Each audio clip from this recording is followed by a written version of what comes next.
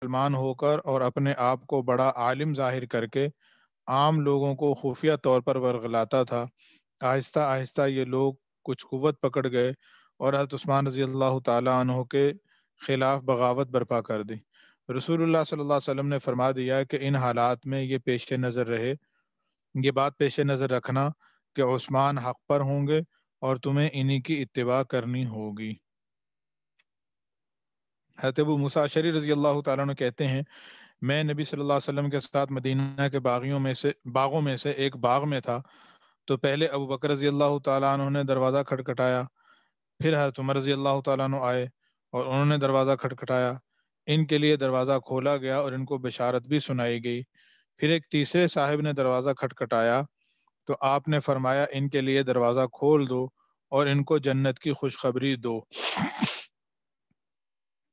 ایسے بڑے ابتلا کے ساتھ جو ان کو پہنچے گا۔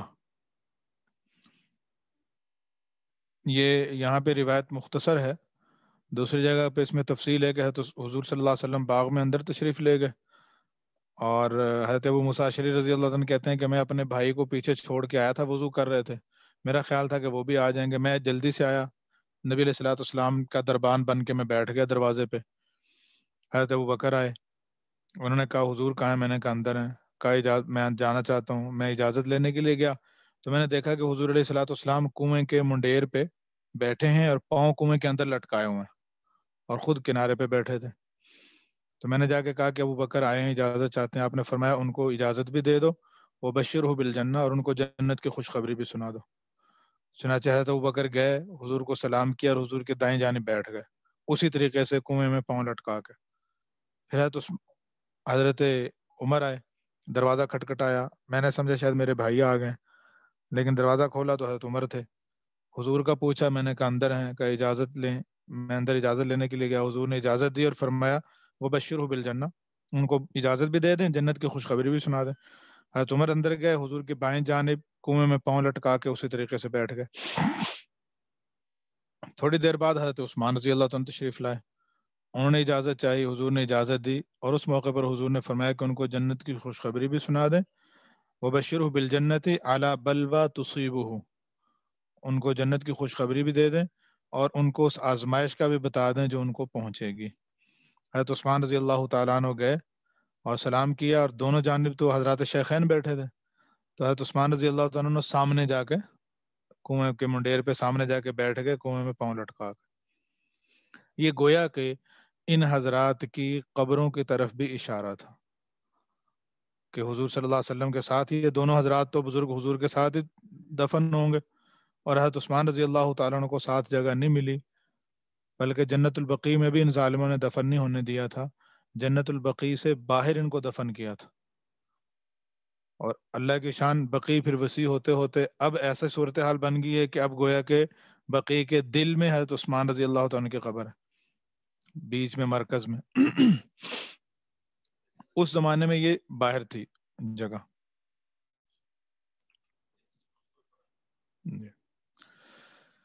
تو آپ صلی اللہ علیہ وسلم نے ارشاد فرمایا کہ دروازہ کھول دو اور ان کو جنت کی خوشخبری دو، ایسے بڑے ابتلا کے ساتھ جو ان کو پہنچے گا۔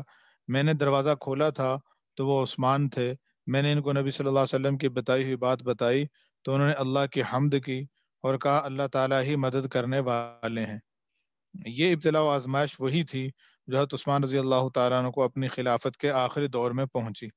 اللہ تعالیٰ اپنے بندوں کی مختلف حالتوں کے ساتھ آزمائش کرتے ہیں، حالات کبھی یکساں نہیں رہتے، تبدیل ہوتے رہتے ہیں۔ مسلمانوں کو جو امن چین حاصل ہوا تھا، اب اللہ تعالیٰ کی مرضی ہوئی کہ اس میں تبدیلی آئے، لہذا تبدیلی تو بہرحال ہونی ہی تھی۔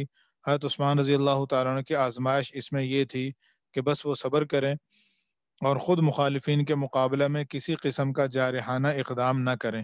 بظاہر یہ بات تدبیر حکمرانی کے خلاف تھی، لیکن اس میں حضرت عثمان رضی اللہ تعالیٰ عنہ کی بڑی حفاظت تھی، کیونکہ جب حالات میں بگاڑ پیدا ہونا ہی تھا تو اگر حضرت عثمان رضی اللہ تعالیٰ عنہ کوئی جارحانہ قدم اٹھاتے تو اس پروپیگنڈا کو بھی ہوا ملتی کہ بگاڑ میں حضرت عثمان کی بے تدبیری اور ترک تحمل کو دخل حاصل تھا۔ حضرت عثمان رضی اللہ تعالیٰ عنہ کو ظالم کے طور پر پیش کیا جاتا کہ انہوں نے لوگوں کو جائز شکایات کے مقابلے میں مسلح کارروائی کو ترجیح دی۔ حضرت عثمان رضی اللہ تعالیٰ عنہ کے صبر سے یہ فائدہ ہوا کہ ان کی مظلومیت اور باغیوں کا ظالم ہونا مشہور ہو گیا، اللہ تعالیٰ نے آزمائش میں اپنے نبی کے صحابی کو محفوظ رکھا اور ان کے مراتب بلند کیے، جبکہ بد باطن لوگ ہی ہمیشہ کے لیے رسوا ہوئے۔ حضرت عائشہ رضی اللہ تعالیٰ عنہ سے روایت ہے، نبی صلی اللہ علیہ وسلم نے ارشاد فرمایا، اے عثمان، اللہ تعالیٰ تمہیں خلافت کی قمیض پہنائیں گے اور تم خلیفہ بنو گے، پھر اگر کچھ لوگ تمہیں اس کو اتارنے یعنی خلافت سے دستبردار ہونے پر مجبور کریں تو تم ان کی وجہ سے اس کو نہ اتارنا اور خلافت کو نہ چھوڑنا، کیونکہ تم حق پر ہوگے اور وہ لوگ ناحق پر ہوں گے اور باغی ہوں گے۔ اگر تم نے ان کی وجہ سے خلافت چھوڑی تو لوگوں کو یہ خیال ہوگا کہ شاید تم نہ حق پر تھے اور وہ باغی حق پر تھے، اس لیے تم خلافت سے دستبردار ہو گئے۔ تو حضور نے فرمایا تھا کہ لوگ تمہیں خلافت سے ہٹائیں گے لیکن تم نے خلافت کو چھوڑنا نہیں ہے، اس لیے حضرت عثمان رضی اللہ تعالیٰ نے خلافت کو بھی نہیں چھوڑا، کیونکہ حضور نے فرمایا تھا۔ اور ان باغیوں کو بعض حضرات صحابہ اجازت چاہتے رہے، حضرت علی رضی اللہ عنہ بھی اجازت چاہتے رہے کہ ہمیں اجازت دیں، ہم ان کو تلوار سے ان کی خبر لیں، لیکن حضرت عثمان نے اجازت نہیں دی، تو ہزاروں میں آ گئے تھے، پھر مدینہ منورہ میں ہزاروں میں آ گئے تھے لوگ، لیکن حضرت عثمان کی طرف سے مسلح کارروائی کرنے کی اجازت نہیں تھی۔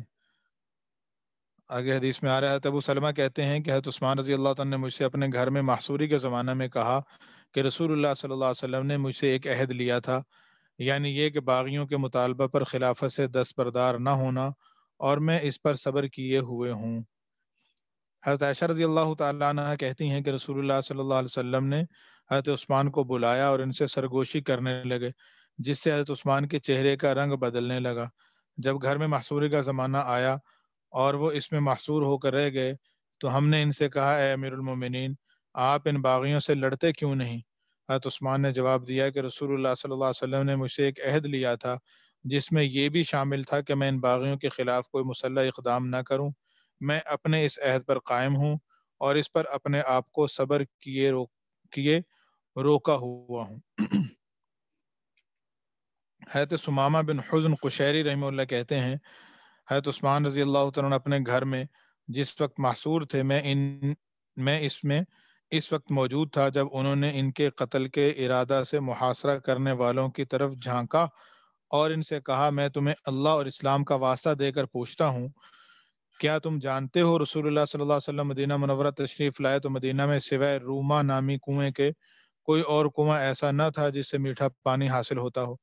تو آپ نے فرمایا، کون شخص ہے جو روما کنویں کو خریدے اور مسلمانوں کے لیے وقف کر دے، کہ اپنے ڈول کو مسلمانوں کے ڈولوں کے ساتھ کر دے، یعنی سب یکساں اس سے پانی حاصل کریں، خود خرید کر وقف کرنے والے کی بھی اس میں کسی قسم کی کوئی تخصیص نہ رہے، اپنے لیے جنت میں اس سے بہتر کے عوض میں؟ تو میں نے خالص اپنے مال میں سے 35,000 درہم یعنی 107 کلو چاندی 107 کلو چاندی میں اس کو خریدا، اور آج تم مجھے ہی اسی کنویں سے پانی پینے سے روکتے ہو، یہاں تک کہ میں مجبور ہو کر سمندر کی طرح کا نمکین کھارا پانی پیتا ہوں۔ ان لوگوں نے جواب دیا کہ ہاں، ہم اس بات کو جانتے ہیں۔ حضرت عثمان رضی اللہ تعالیٰ نے پھر کہا، میں تمہیں اللہ کا اور اسلام کا واسطہ دیتا ہوں، کیا تم جانتے ہو کہ مسجد نبوی نمازیوں کے لیے تنگ پڑ گئی؟ تو رسول اللہ صلی اللہ علیہ وسلم نے فرمایا، کون شخص ہے جو فلاں قبیلے کا قطع زمین خریدے اور اس کو مسجد میں بڑھا دے جنت میں اپنے لیے اس سے بہتر عوض کے مقابلہ میں؟ تو میں نے خالص اپنے مال سے وہ قطع زمین خریدا اور اس کو مسجد نبوی میں شامل کر دیا، اور آج تم مجھے ہی اس میں 2 رکعت نماز پڑھنے سے روکتے ہو۔ انہوں نے کہا، ہاں، ہم یہ جانتے ہیں۔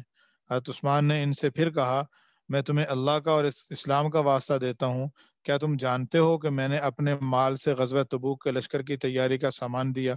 ان لوگوں نے کہا، ہاں، ہم یہ بھی جانتے ہیں۔ حضرت عثمان رضی اللہ تعالیٰ نے ان سے پھر یہ کہا، میں تمہیں اللہ کا اور اسلام کا واسطہ دیتا ہوں، کیا تم جانتے ہو کہ رسول اللہ صلی اللہ علیہ وسلم مکہ کے سبیر نامی پہاڑ پر تھے اور آپ کے ساتھ ابو بکر تھے اور عمر تھے اور میں تھا، تو پہاڑ کو زور کی حرکت ہوئی، یہاں تک کہ اس کے پتھر پہاڑ کے دامن تک آ گرے۔ آپ نے پہاڑ پر اپنا پاؤں مارا اور فرمایا، اے سبیر، ٹھہر جا، تجھ پر محض ایک نبی، ایک صدیق اور 2 شہید ہی تو ہیں۔ ان لوگوں نے جواب دیا کہ ہاں، ہم یہ بھی جانتے ہیں۔ اس پر حضرت عثمان رضی اللہ تعالیٰ نے فرمایا، اللہ اکبر، رب کعبہ کی قسم، ان لوگوں نے بھی گواہی دے دی کہ میں شہید ہوں۔ اور شہادت تو اسی وقت ہوتی ہے جب آدمی حق پر ہو، تو گویا انہوں نے تسلیم کر لیا کہ میں حق پر ہوں اور حق کی خاطر ہی میں قتل کیا جاؤں گا۔ اور یہ بھی ثابت ہوا کہ مجھ سے اختلاف رکھ کر جو لوگ میرے قتل کے در پہ ہیں وہ یقیناً ناحق پر ہیں۔ یہ آخری کلمات حضرت عثمان رضی اللہ تعالی عنہ نے 3 مرتبہ دہرائے۔ حضرت عثمان رضی اللہ تعالیٰ کے خلاف بے بنیاد پروپیگنڈا۔ حضرت عثمان بن عبداللہ بن موہب کہتے ہیں، اہل مصر کا ایک شخص حج بیت اللہ کے ارادہ سے مکہ مکرمہ آیا۔ یہاں اس نے ایک جگہ کچھ لوگوں کو اکٹھے بیٹھے دیکھا تو پوچھا یہ کون لوگ ہیں؟ لوگوں نے بتایا کہ یہ خاندان قریش کے بڑے لوگ ہیں۔ اس نے پوچھا ان میں بڑے عالم کون ہیں؟ لوگوں نے بتایا کہ حضرت عبداللہ بن عمر رضی اللہ تعالیٰ عنہ ہیں۔ وہ شخص حضرت عبداللہ بن عمر رضی اللہ تعالیٰ عنہ کے سامنے آیا اور اس نے کہا، اے ابن عمر، مجھے آپ سے ایک بات پوچھنی ہے، تو آپ مجھے جواب دیجئے۔ کیا آپ جانتے ہیں کہ جنگ احد کے موقع پر جب مشرکین کی فوج نے پہاڑی کے پیچھے سے پلٹ کر حملہ کیا تھا تو عثمان فرار ہو گئے تھے؟ انہوں نے جواب دیا کہ ہاں ایسا ہوا تھا۔ اس شخص نے پوچھا، کیا آپ جانتے ہیں کہ عثمان جنگ بدر سے غائب رہے تھے اور اس میں حاضر نہ ہوئے تھے؟ انہوں نے جواب دیا کہ ہاں ایسا ہی تھا۔ اس شخص نے پوچھا، کیا آپ جانتے ہیں کہ عثمان بیت رضوان سے بھی غائب رہے تھے اور اس میں شریک نہ تھے؟ انہوں نے جواب دیا ہاں ایسا ہی تھا۔ اس شخص نے یہ سمجھا کہ ہم جو حضرت عثمان کے خلاف الزام لگاتے ہیں ان کی تائید و تصدیق حضرت عبداللہ بن عمر نے بھی کر دی ہے، اور اس سے اب لوگ لاجواب ہو جائیں گے اور یہ ہمیں بڑی کامیابی حاصل ہو گئی ہے۔ اس لیے اس نے خوشی سے اللہ اکبر کہا۔ اب حضرت عبداللہ بن عمر رضی اللہ تعالیٰ عنہ نے فرمایا، ذرا میرے قریب آ جاؤ اور اپنی ان باتوں کی تفصیل بھی سن لو جو میں تمہارے لیے بیان کرتا ہوں۔ رہا عثمان کا جنگ احد سے فرار، تو اس وقت اچانک حملہ سے بہت سے صحابہ کے پاؤں اکھڑ گئے تھے، اگرچہ بعد میں وہ سنبھل گئے اور پلٹ آئے، لیکن اصل بات کی میں گواہی دیتا ہوں کہ اللہ تعالیٰ ان کو معاف فرما چکے ہیں، اور یہ معافی قرآن پاک کے اندر موجود ہے، تو معافی کے بعد عیب لگانا کیسے جائز ہے؟ رہی جنگ بدر سے ان کی غیر حاضری، تو بات یہ ہے کہ ان کے نکاح میں رسول اللہ صلی اللہ علیہ وسلم کی بیٹی رقیہ تھیں جو اس وقت بیمار تھیں۔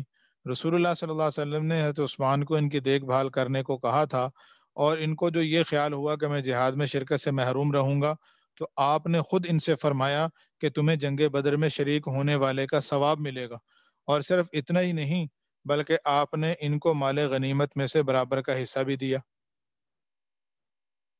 رہی بیت رضوان میں ان کی عدم شرکت، تو اگر رشتہ داری کے اعتبار سے مکہ مکرمہ میں کوئی دوسرا صحابی ان سے زیادہ عزت دار ہوتا تو آپ ان کو مشرکین سے گفتگو کے لیے مکہ بھیجتے۔ چونکہ ایسا کوئی نہ تھا تو رسول اللہ صلی اللہ علیہ وسلم نے حضرت عثمان کو مکہ مکرمہ بھیجا، اور بیت رضوان تو ان کے مکہ جانے کے بعد ہوئی، جس کی وجہ یہ ہوئی کہ مسلمانوں میں یہ خبر پھیل گئی کہ مشرکین نے حضرت عثمان کو قتل کر دیا ہے اور مسلمانوں سے لڑنے کے لیے تیار ہو گئے ہیں۔ تو رسول اللہ صلی اللہ علیہ وسلم نے اپنے دائیں ہاتھ کی طرف اشارہ کیا اور فرمایا یہ عثمان کا ہاتھ ہے، اور وہ اپنے بائیں ہاتھ پر رکھا اور فرمایا یہ بیعت عثمان کے لیے ہے۔ پھر حضرت عبداللہ بن عمر رضی اللہ تعالیٰ عنہ نے فرمایا، لو اب یہ ساری باتیں اپنے ساتھ لے جاؤ اور یہ بھی ساتھ میں بتاؤ لوگوں کو جا کے۔ تو 3 اعتراض کیے نا اس نے کہ احد میں بھاگے، تو حضرت عبداللہ بن عمر نے جواب یہ دیا کہ بھی احد میں ٹھیک ہے ایک دم حملہ ہوا تو ادھر ادھر بھاگ گئے تھے، باقی صحابہ بھاگے، یہ بھی ہو گئے ادھر ادھر، لیکن بعد میں مجتمع بھی ہو گئے، اور قرآن میں اللہ تعالیٰ نے ان کی معافی کا اعلان بھی کر دیا۔ سورۃ آل عمران میں 4 پارے میں 3 جگہ معافی ہے۔ ایک ہے عفا اللہ عنہم، اللہ تعالیٰ ان کو معاف کر چکے۔ دوسرا ہے وَلَقَدْ عَفَا عَنْكُمْ، اللہ تعالیٰ نے تمہیں معاف کر دیا، صحابہ کو مخاطب کر کے کہا۔ اور تیسری جگہ حضور کو مخاطب کر کے کہا فَبِمَا رَحْمَةٍ مِّنَ اللَّهِ لِنْتَ لَهُمْ وَلَوْ كُنْتَ فَظًّا غَلِيظَ الْقَلْبِ لَانفَضُّوا مِنْ حَوْلِكَ فَاعْفُ عَنْهُمْ وَاسْتَغْفِرْ لَهُمْ وَشَاوِرْهُمْ فِي الْأَمْرِ۔ کہ آپ اللہ کی رحمت سے نرم دل ہیں، اگر آپ سخت دل ہوتے، سخت گفتگو کرنے والے ہوتے تو یہ آپ کے دائیں بائیں سے بھاگ جاتے۔ اور پھر حضور کو مخاطب کر کے اللہ نے ارشاد فرمایا کہ ہم نے معاف کر دیا، آپ بھی ان کو معاف کر دیں اور ان کے لیے استغفار بھی کریں، اور ان کی دل جوئی کے لیے ان کو اپنے مشوروں میں بھی شریک کریں۔ تو حضرت عبداللہ بن عمر نے فرمایا کہ اللہ تعالیٰ تو معاف کر چکے ان کو، اور آپ لوگ معاف کرنے کے لیے تیار نہیں، تو گویا اللہ پہ اعتراض کر رہے ہیں کہ اللہ نے کیوں معاف کر دیا۔ دوسری بات جو غزوہ بدر میں نہیں تھے تو وہ تو حضور خود روک کے گئے تھے کہ بھی آپ یہاں رہیں، آپ کو غزوہ بدر میں شریک ہونے والوں کے برابر ثواب ملے گا، تو یہ بھی اعتراض حضور پر ہی ہے گویا کہ۔ اور تیسری بات ہے بیت رضوان میں شریک نہیں تھے، تو بیت رضوان سوچنے کی بات ہے کہ ہوئی کیوں تھی؟ جن کی بیت رضوان اس لیے ہوئی تھی نا کہ ان کی شہادت کی خبر ملی حضرت عثمان کی، اور حضور نے بیعت لی، اور اس پر اللہ نے رضا، اپنی رضا کا اعلان نازل فرما دیا۔ جن کا خون اتنا قیمتی ہے کہ ان کی برکت سے سب سے اللہ راضی ہو رہے ہیں، اور تم انہی پر اعتراض کر رہے ہو۔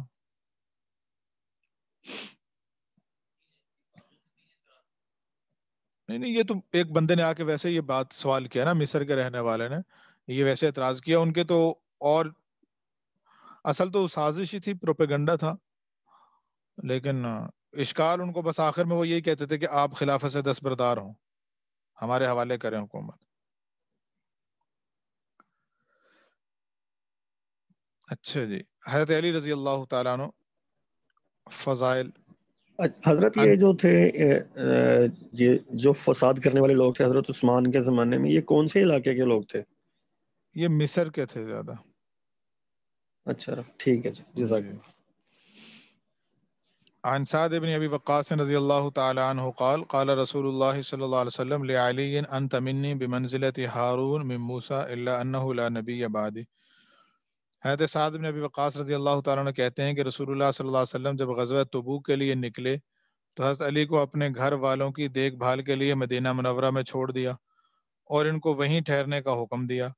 منافقین نے حضرت علی رضی اللہ تعالیٰ عنہ کو تنگ کرنا شروع کیا کہ رسول اللہ صلی اللہ علیہ وسلم تو تم کو بوجھ سمجھتے ہیں اور حقیر سمجھتے ہیں، اس لیے تمہیں پیچھے چھوڑ گئے ہیں۔ یہ باتیں سن کر حضرت علی رضی اللہ تعالیٰ نے اپنے ہتھیار اٹھائے اور تیزی سے چلتے ہوئے آپ صلی اللہ علیہ وسلم تک پہنچ گئے اور آپ کو منافقین کی بات بتائی۔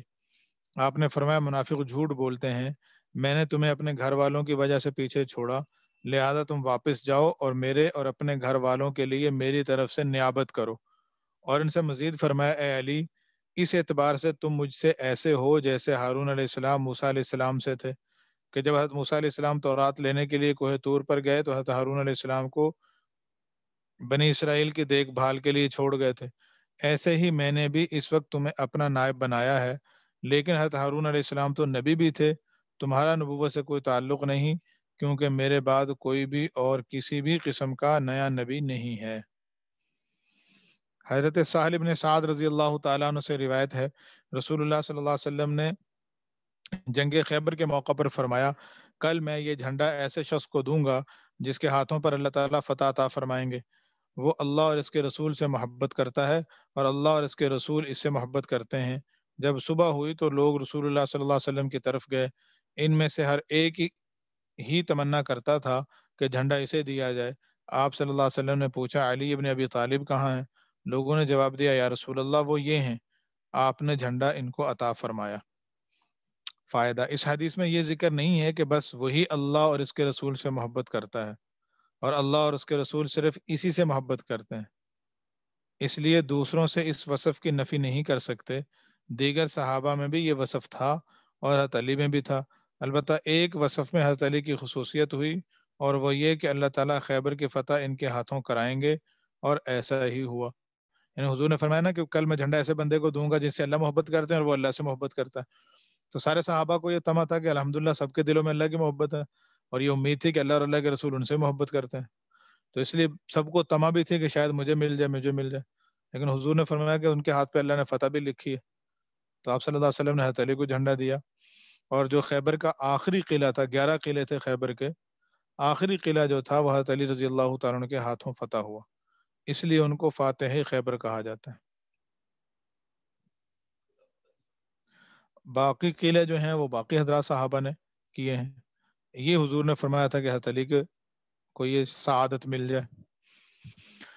حضرت عمران بن حسین رضی اللہ تعالیٰ عنہ سے روایت ہے، رسول اللہ صلی اللہ علیہ وسلم نے فرمایا نسب و رشتہ داری اور محبت و تعلق ان سب کے مجموعہ کے اعتبار سے علی مجھ سے ہیں اور میں علی سے ہوں، اور وہ ہر ایمان والے کے محبوب ہیں، کیونکہ جب ہمارے درمیان اتنا زیادہ قرب ہے تو یہ بعید ہے کہ کوئی ایمان والا مجھ سے تو محبت رکھے اور علی سے نہ رکھے، بلکہ محبوب کی تو ہر چیز سے محبت ہوتی ہے، تو جس شخص نے خود رسول اللہ صلی اللہ علیہ وسلم جس شخص سے خود رسول اللہ صلی اللہ علیہ وسلم محبت کرتے ہوں اس سے تو ہر ایمان والا ضرور محبت رکھے گا۔ حضرت زید بن ارقم رضی اللہ تعالیٰ عنہ سے روایت ہے، رسول اللہ صلی اللہ علیہ وسلم نے حجۃ الوداع سے واپسی میں جب خم نامی تالاب کے پاس پڑاؤ کیا تو آپ نے حضرت علی رضی اللہ تعالیٰ عنہ کا ہاتھ پکڑا اور لوگوں سے پوچھا، کیا تم یہ بات نہیں جانتے ہو کہ میں مومنین کو ان کی جانوں سے زیادہ محبوب ہوں؟ یعنی مسلمانوں پر لازم ہے کہ مجھے اپنی جانوں سے زیادہ عزیز رکھیں۔ صحابہ نے کہا، کیوں نہیں؟ آپ مسلمانوں کو ان کی جانوں سے زیادہ عزیز ہیں۔ آپ نے پھر پوچھا، کیا تم نہیں جانتے ہو کہ میں ہر مومن کو اس کی جان سے زیادہ عزیز ہوں؟ صحابہ نے جواب دیا، کیوں نہیں، ایسا ہی ہے۔ تو پھر آپ صلی اللہ علیہ وسلم نے فرمایا، اے اللہ، میں جس کا محبوب ہوں علی بھی اس کے محبوب ہیں۔ اے اللہ، تو اس سے دوستی کر جو علی سے دوستی رکھے، اور تو اس سے دشمنی کر جو علی سے دشمنی رکھے۔ اس کے بعد جب حضرت عمر رضی اللہ تعالیٰ عنہ کی حضرت علی سے ملاقات ہوئی تو حضرت عمر رضی اللہ تعالیٰ نے ان سے کہا، اے ابن ابی طالب، آپ کو شادمانی ہو، مبارک ہو کہ آپ ہر مومن مرد و عورت کے محبوب بن گئے ہیں۔ فائدہ، صحابہ کے بارے میں آئندہ امت کے مختلف طبقوں میں جو افراط و تفریط ہونی تھی، رسول اللہ صلی اللہ علیہ وسلم، افراط و تفریط کا مطلب ہے کہ بعض لوگ درجہ بہت بڑھا دیں گے، بعض گھٹا دیں گے، تو حضور صلی اللہ علیہ وسلم نے عمومی طور سے بھی اور خاص افراد صحابہ کے اعتبار سے بھی ان کے ساتھ اپنے تعلق کو اور اہل ایمان پر ان کے حقوق کو بیان کیا۔ حضرت علی رضی اللہ عنہ کے بارے میں بھی افراط و تفریط ہوئی۔ ایک طبقہ یعنی شیعوں نے ان کو ان کے درجہ سے زیادہ بڑھایا، اور ایک اور طبقہ نے ان کے ساتھ عداوت اور دشمنی اختیار کی۔ ان کے ساتھ عداوت اختیار کرنے والے خارجی کہلاتے ہیں۔ رسول اللہ صلی اللہ علیہ وسلم نے اس مخالف روش سے بچنے کے لیے صحابہ کی ایک بڑی جماعت کے سامنے یہ اہتمام فرمایا۔ اصل میں یہ بڑی مشہور حدیث ہے۔ اس میں ہے نا، اس کا جملہ یہ ہے کہ من کنتو، ویسے تو حدیث لمبی ہے لیکن ایک جملہ جو زیادہ مشہور ہے، من کنتو مولاہ فعلی مولاہ، جس کا میں مولا اس کا علی مولا۔ تو اس کا اصل میں پس منظر یہ تھا کہ حضور علیہ السلام حجۃ الوداع سے جب واپس آ رہے تھے تو آپ علیہ السلام نے مختلف جماعتیں بنا دی تھیں، تقسیم کر دیا صحابہ کو، اور ہر جماعت کے ایک ذمہ دار بنا دیا تھا۔ تو ایک جماعت کے ذمہ دار حضرت علی بھی تھے۔ خم ایک جگہ ہے، وہاں پہ ایک حوض تھا، تو حضور نے فرمایا تھا کہ وہاں پہ اکٹھے ہوں گے۔ یہ وہ جگہ تھی جہاں سے یمن کا راستہ علیحدہ نکلتا ہے اور مدینہ منورہ کو راستہ علیحدہ جاتا تھا۔ تو آپ نے فرمایا کہ یہاں پہ جمع ہوں گے اور یہاں پھر اکٹھے ہو کے آگے مدینہ منورہ روانہ ہوں گے۔ تو آگے پیچھے کچھ پہلے کچھ بعد میں لوگ آتے رہے، حضور انتظار فرماتے رہے۔ جب سارے یہاں اکٹھے ہوئے تو جو حضرت علی کے ساتھ تھے انہوں نے حضرت علی کی کچھ شکایتیں حضور کو لگائیں کہ جنہوں نے ہمیں راستے میں پریشان کیا۔ تو اس پر نبی علیہ الصلوۃ والسلام نے ان لوگوں سے ناراضگی کا اظہار کیا جن لوگوں نے شکایت لگائے تھے کہ تم ان کی شکایت مجھے لگا رہے ہو۔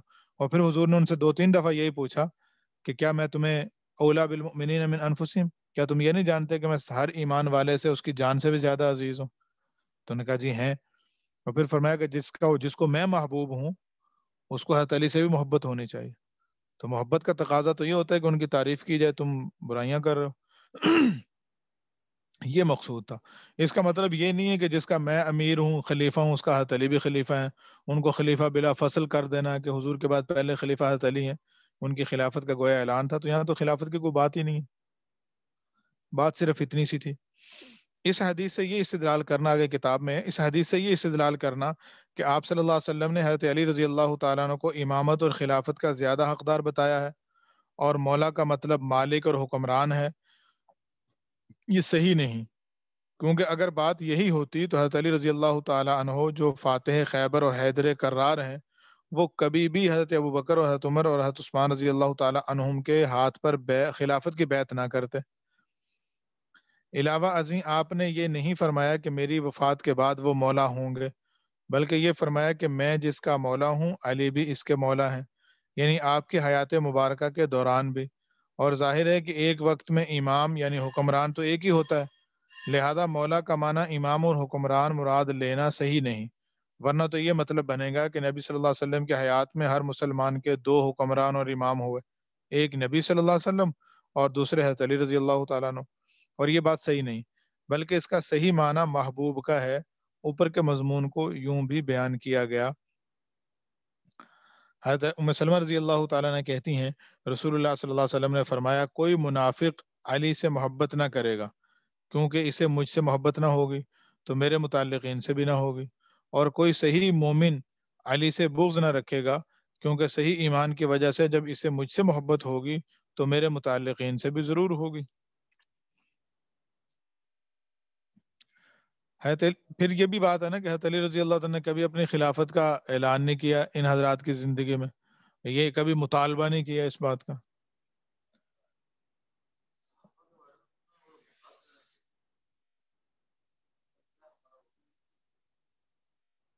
صحابہ کے بارے میں بس یہی ہے کہ جب ان کا ذکر کریں تو خیر سے ذکر کریں، اور کوئی اگر کوئی اشکال کوئی اعتراض کسی کی طرف سے آتا ہے تو اس کی وضاحت کسی سے کرو، اس وقت تو ہم اپنے ذہن میں فوراً یہ بٹھا لیں کہ یہ غلط بیان نہیں کر رہا ہے، بات ایسے نہیں جیسے یہ کہہ رہا ہے، اور پھر اس کی وضاحت کہیں سے کر لیں، تحقیق کر لیں۔ اہل تحقیق الحمدللہ اہل علم موجود ہیں رہنمائی کرنے کے لیے ہماری۔